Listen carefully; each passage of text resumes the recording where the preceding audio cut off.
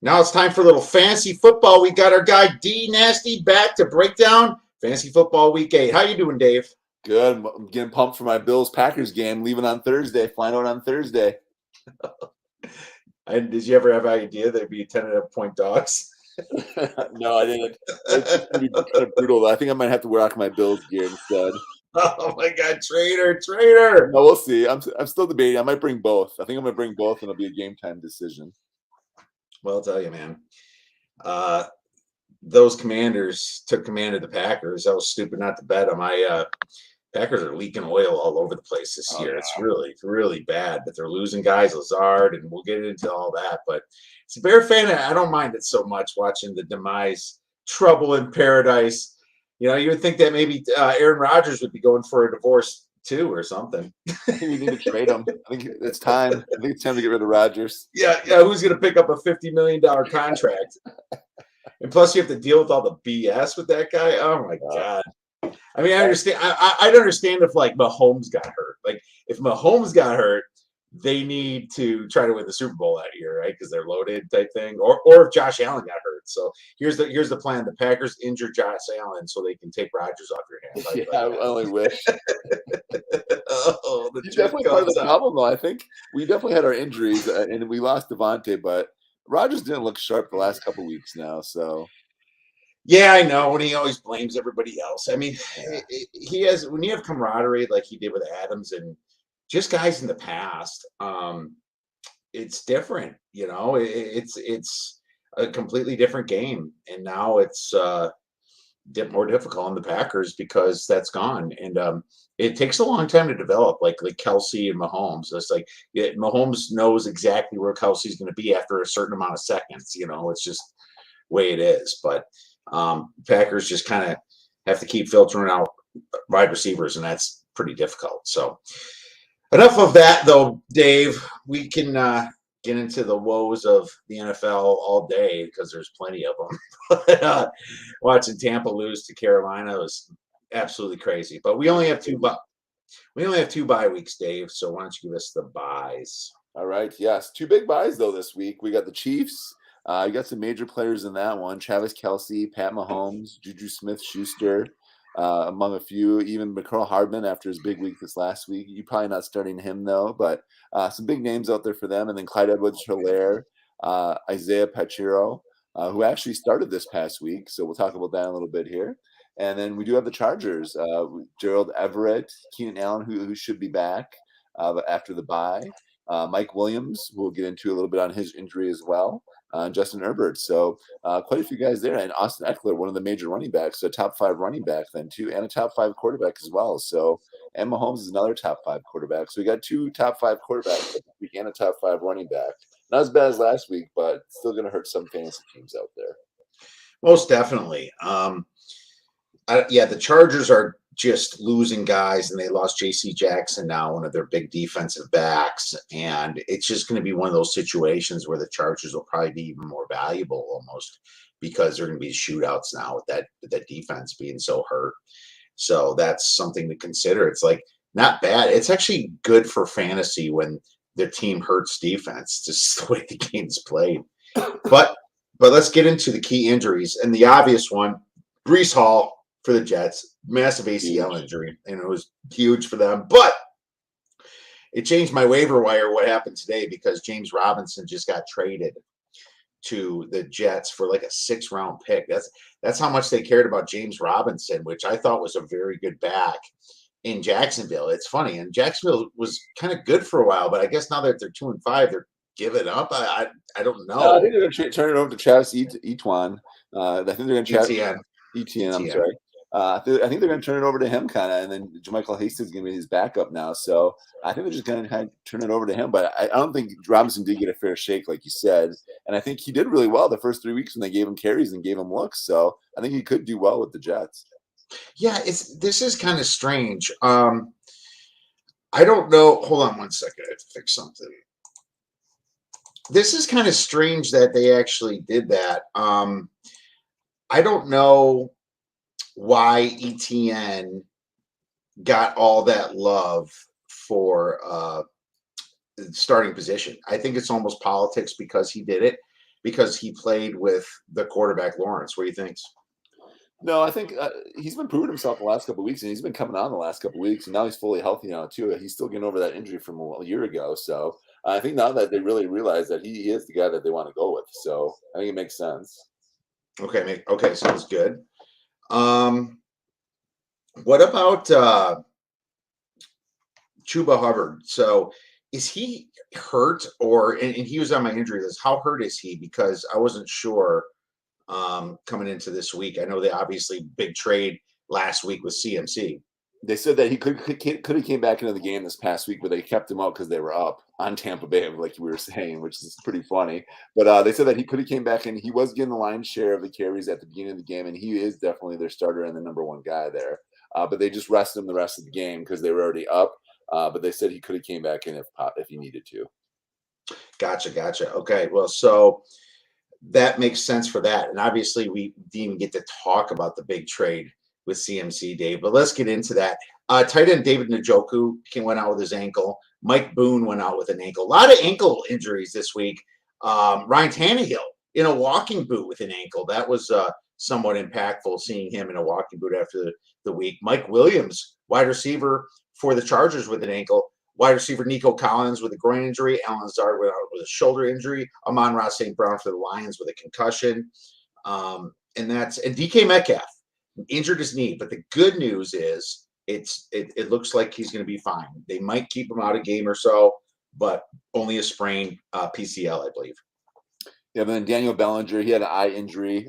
He was ruled out. He's going to see an eye specialist for that. Dalton Schultz tweaked his knee against the Lions, but he should be all right. He's dealing with the PCL sprain entering the game already, so he tweaked the knee a little bit again. So that was another injury out there. And then Matt Ryan injured his shoulder, and actually they just announced tonight Sam Ehlinger will be starting the rest of the year for the Colts, which was pretty shocking. So that kind of impacted a few of my teams that I have Matt Ryan on. So that was kind of a shocker for me that they're starting Sam Ehlinger the rest of the year. Even when Matt Ryan comes back, they said he still will be the starter. Sam Ehlinger will be. So Matt Ryan might have saw his last couple of days in the NFL possibly. Oh, wow. That is insane. But Matt Ryan losing his job like that, man. He was so terrible though this year, wasn't he? He has been bad, but he's shown flashes though, and then he's shown flashes his whole career. Yes, he has, but I think he is still a good quarterback, and I think he still will be the one that would get him somewhere this season if they still want to go somewhere. So I think they're just kind of giving up on the season, just turning over to their young quarterback to see what he can do. So I think they're kind of just throwing in the season is kind of what they're doing right now. Gotcha. Well, why don't you get in the waiver wire then? All right, sounds good. First guy on my list that we talked about him briefly last year, Danny Dimes Jones. He's been playing well. He had another big game this week. I was playing against him in one of my leagues, unfortunately. He ran for 107 yards this past week. His rushing ability alone, he's actually ran for at least 21 yards in all but one game. And he put up 28.78 fantasy points this league in most leagues. He also does have a nice matchup this week against the poor Seattle D, who's given up the 11 most fantasy points per game to quarterbacks. So definitely, if you have him, plug him in. If you do not, go out there and get him. Another guy, too, that you might want to get, Jameis Winston, if he comes back. New Orleans' offense has been looking good. So if he is back, or Andy Dalton, definitely scoop up Winston if he's out there. He's only 20% owned right now in most leagues because he was injured. So if he is back, he's playing a poor Raiders team, which is a great matchup as well. So definitely scoop him up. Another guy that some people forgot about, Gus Edwards. He came back and had a huge game this past week. 16 carries, 66 yards, and a pair of touchdowns. He took over 50% of the carries for the Ravens this past week, too. And he outsnapped Justice Hill and Kenyon Drake. So all those Kenyon Drake pickups last week aren't looking so well right now. Oh, so my God, that was huge.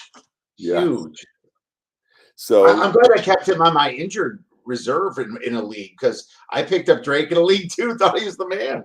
I know. Everyone did, I think. Chuba Hubbard and Dante Foreman, like Kiev said, with the big Christian McCaffrey news midweek, that was a shocker to everyone. Everyone was running to the waiver wires to pick up both of them. So if either one of them are still out there, they're owned 36% Hubbard and 49% for Foreman. definitely scoop both of them up. They're both going to have value going forward. They're both going to get a lot of carries. Like I said before, Hubbard's going to be the main guy there, but Foreman's not going to be far behind. And if that injury does bother him at all, Foreman did have over 100 yards this past week in limited carries. So definitely scoop him up if you can. Kyren Williams, this is a guy that with Cam Akers' situation and him possibly being traded, this rookie running back for the Rams, he's on IR right now, but he's going to be coming back within the next week or two. Definitely pick him up right now if you're possible, because he's going to be starting possibly when he comes back, or he'll be at least sharing carries with Darrell Henderson. So this is kind of a guy you want to stash on your bench for a week or two, but he's definitely a guy you want to get now before he gets hot and before he comes back, because he's going to be getting lots of carries. Michael Carter, he is owned in quite a few leagues though right now, but if someone did drop him by chance, or if he is out there on the waiver wire by chance, definitely grab him. Isaiah Pacheco, he's going to be a hot guy too. He's owned about 51% of leagues, so he's borderline owned right now, but he actually started this past week for Clyde Edwards-Helaire and did share carries with Edwards-Helaire and did get more carries actually than Helaire. So definitely scoop him up. He's going to be their running back, I think, for the rest of the year. That he's going to be a guy you want to get. Paris Campbell, guy who's disappointed me over the last couple of years so much. I actually started him this past week on a whim due to some buys, and he actually blew up for me. Only owned in 5% of leagues right now. So definitely a great pickup. I'm not sure how Allinger is going to work with him, though, going forward. But he just had 23 targets over a 2-game span, which is great. So you definitely want to pick him up. He had 11 targets, 7 catches for 57 yards, and a score this past week. So good numbers all the way around. So definitely pick him up if possible. Wan'Dale Robinson, we talked about him last week, so I'm not going to really talk about him too much, but only 29% owned, and his snap count did go up this past week. He played 53 of 76 plays, so he's definitely on the rise, and he's definitely looking like their number one there. 8 targets, 6 catches, 50 yards. So definitely a guy you want to take a look at. Irv Smith, he was not by last week, so if anyone did drop him, only 41% rostered. He's playing the worst pass defense against tight ends in the Arizona Cardinals this week. Definitely play him. One defense you might want to take a look at, the Colts. They are hosting the Commanders. Taylor Heineke did look a little shaky. He did throw 1 pick, and he did have a fumble that should have been a touchdown, but our stupid cornerback had a penalty. But he did also throw almost 2 other picks during that game. So he does like to throw interceptions. So you definitely want to start thinking up as Colts against him. The Colts. Well, we'll see. I agree with all that. There's a lot there. I'm going to add one that I didn't have until 2 minutes ago. Bailey Zappi just went in for Mac Jones in the first. Jeez, he might be the quarterback now. He threw a couple touchdowns. I know. Or got him there, and then there's a rushing one, I think. But yeah, man, I mean, geez, Bailey Zappi, maybe the Alabama Mac Jones is gone now. That would suck for, I guess, Mac Jones owners. When he came into the game, he went 4 for 4 and threw a touchdown right away to Jacoby Myers. So, yes, I like Zappi a lot. I have him in a couple leagues. I have him in 2 dynasty leagues. So I'm all for him. I'm cheering for Zappi all the way. I like the underdog.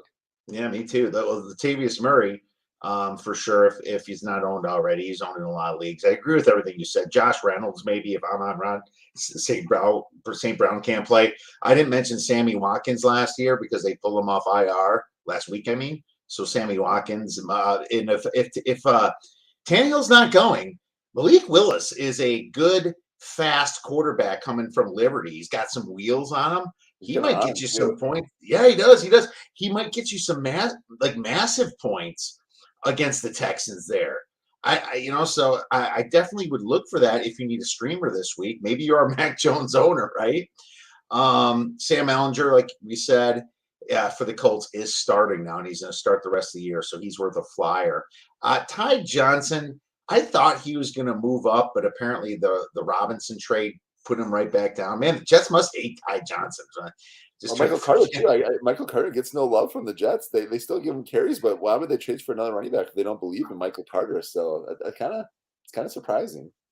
I don't know, dude. It's crazy. I thought he was a really good back for North Carolina. He was one of a top 2 or 3 round pick.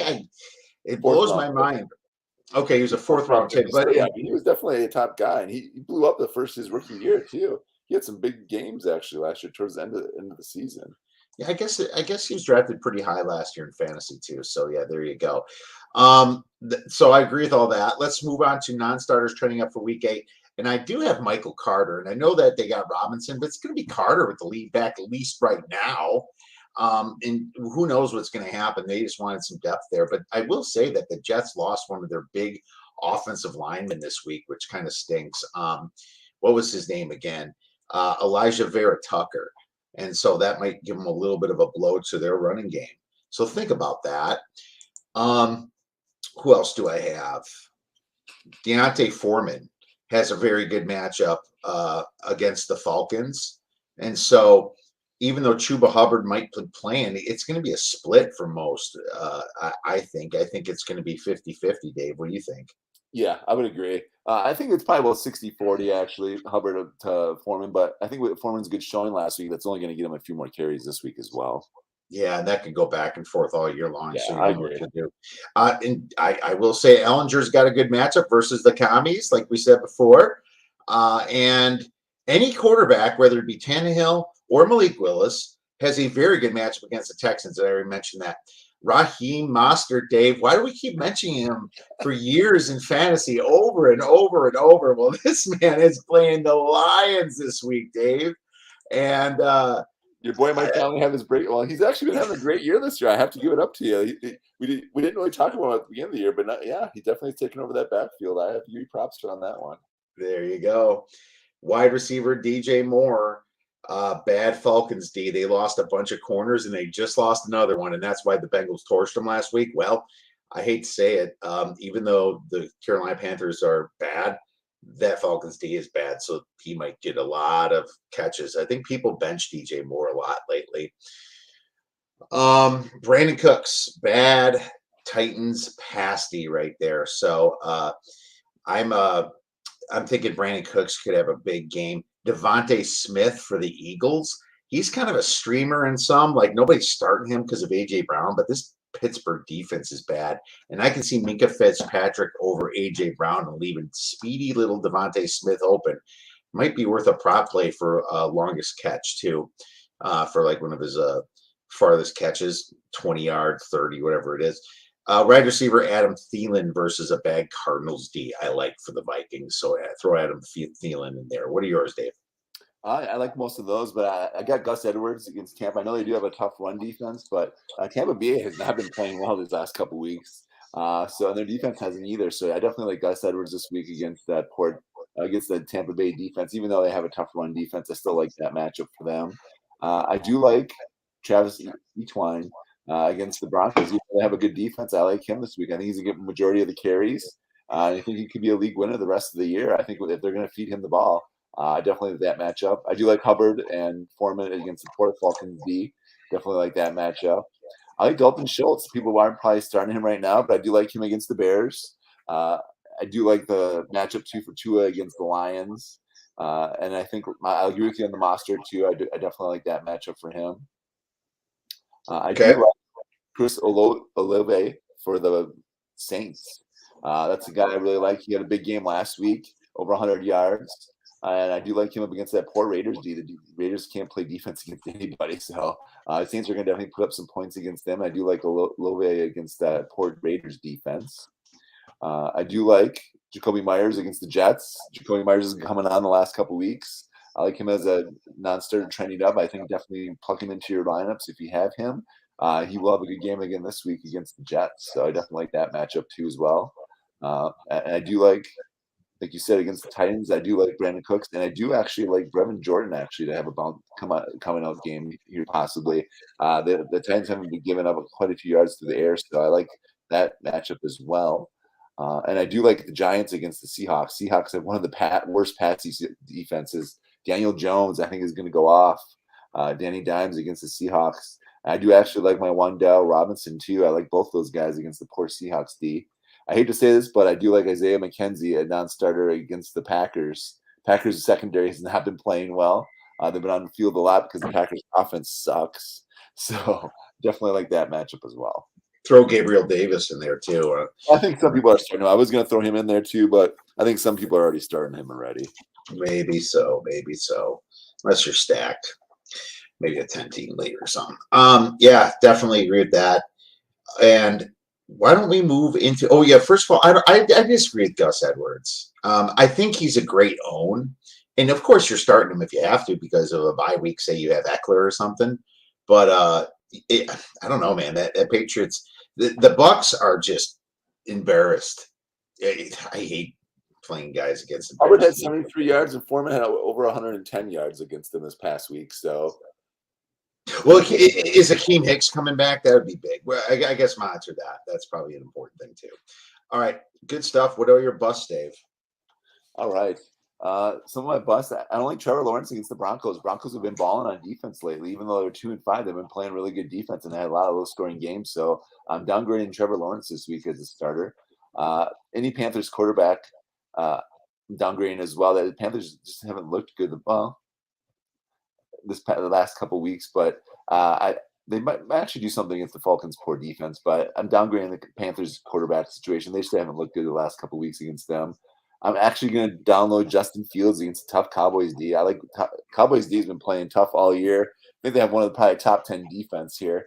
So definitely downgrading Justin Fields and Darnell Mooney if anyone is starting them anyways. But you're probably not starting those Bears scrubs anyways. So right. And then I am downgrading starting running backs for the Cardinals. I think the Minnesota D is a little bit better than what they were going up against last week for Benjamin and the other rookie that they were starting as well. So I don't think they have as good of a game against the Vikings, so I'm downgrading them. But they're probably not really starters. They're probably borderline with Connor out. I'm downgrading the Jets, actually. Zach Wilson, I don't like him against the Patriots. Patriots have been playing well as well on defense the last couple of weeks. Until tonight, they're giving up points to the Bears. But Patriots always usually have a good defense, so I'm downgrading them. Najee Harris, he's been a disappointment all year. Eagles have been just balling this year, and they're playing lights out, and they're playing at Philly. So definitely downgrading him and Kenny Pickett. I don't like any of the Steelers against the Eagles D this week at Philly. Steelers just haven't been playing well either. I don't like that matchup as well. I don't like the Commanders. Like I said, I think the Colts defense steps up this week and has at least 2 or 3 picks. I'm calling that right now on the podcast. All right. I think Taylor Heineke throws at least 2 or 3 picks this week against the Colts. Colts are better defense than I like Heineke. I think he's better than Wentz, but I think he's better than Wentz. I definitely agree. But I think this is the week though that he'll struggle a little bit because against the Colts, because I think they do have a better defense than most people think. Especially if Shaq Leonard comes back. Exactly. And 49ers against the Rams. I don't like Jimmy Garoppolo against the Rams. The Rams been losing some games here as well. Another team that's been losing games like the Packers that they shouldn't be. So I think the Rams step up this week, give Jimmy Garoppolo a little bit of trouble. And then CMC, I think he struggles a little bit too. Just a second game for the Rams, still not knowing the playbook and against a tough front four in the Rams and Aaron Donald. So I don't like that matchup. I'm actually downgrading Alan Lazard and Aaron Jones against the Bills. The Bills have a tough D as well, and they're playing at Buffalo. Fortunately, I'm going to be there to see the demise of the Packers. So, but hopefully I'm wrong and the Packers step up and find a way to win this game. But I do not think that's going to happen. Well, we'll find out. It's interesting. It's just so many narratives out there. The Rams are coming off the bye, so that's good. But I think Jimmy G's done pretty well in the past against. They have been played against the Rams pretty well, but the Rams, I think they're going to be stepping up their game after off the bye. I think they're going to be nice, fresh. They better be because they had a horrible start to the year. Yeah, exactly. Yeah, I got those. A lot of those. The bus, like I have Rashad Bateman versus the Buccaneers D. Trevor Lawrence, I had, and you mentioned him. David Montgomery versus the Cowboys, I think is bad. And what I'm starting to see is Khalil Herbert's actually being used a lot more in this game that I'm watching than Montgomery. I find that interesting.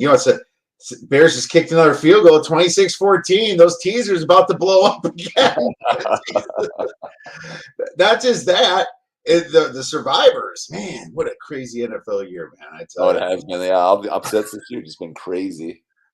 Insane. It's funny. It's fun to watch. I bet the Bears at 8.5, so I'm looking okay so far. David Montgomery, I already mentioned. Najee Harris versus the Eagles is ugly, and I know Najee was a big part of the game plan last week when they all coached Mike McDaniel, yet somehow the Dolphins still label one. if they're really getting beat by the Eagles, Najee Harris is going to be not really factored in. They're going to be. Well, quick question for you. What do you think of this? I got Kenny Walker in a couple leagues, and I got Najee Harris too. Do I bench Najee Harris for Kenny Walker going forward? Yes, at least for matchup dependent, I would say. But I love Kenny Walker lately. He's been just fire. And against the Giants are one of those teams that are just winning based upon pure stamina, coaching, ball control, not turning the ball over, but their stats aren't great. So I think that Seattle should be able to move the ball against them. I really want DK to play, though. That helps open up the run game if he Yeah, is. there's just an announcement saying they don't know how long DK is going to be out, but they said he won't need surgery, actually. And they said Mike Williams has a high ankle sprain, so that could be a multiple week absence for Mike Williams, unfortunately. Well, he's got to buy anyway, so that's good for Mike Williams. We got Darrell Henderson versus the Niners, I said is rough. So I think it kind of goes both ways with that. I don't like Darrell Henderson against a tough Niners team that got massively embarrassed by the Chiefs last week. It wasn't the running game. It was more the passing game that destroyed the Niners. So I can see Harrison kind of getting stuffed. That brings us to our nasty sleeper, Dave, and I'll go first. I got wide receiver Brandon Cooks. Cook it up, baby. He's got a big matchup versus the Titans. The Titans are second worst in giving up passing yards in the whole league. Who you got? I go with Danny Dimes Jones, my boy. I talked about, hyped him up in the waiver wire. I'm saying, hey, I think he's a big week. 6-1 Giants. They're rolling right now. Danny Dimes is going to get you those rushing yards as well. I think you could be a league winner this week. Going with Danny Dimes Jones. Danny Dimes Jones. There you go, Dave. Anything else coming into fantasy football week 8? No, I think just the CMC trade was huge. James Robinson trade, Matt Ryan benching. Those are some big things to put out there. So just keep those in mind when you're picking on waivers this week. Definitely hit the waiver wire hard and get those guys that you need for the bye weeks. Make sure you guys do that. Dave, thank you so much for coming on. And thank you guys for listening to the Oddsbreakers. If you have any questions, feel free to tweet us at the Oddsbreakers. Enjoy the rest of your week and go get some winners.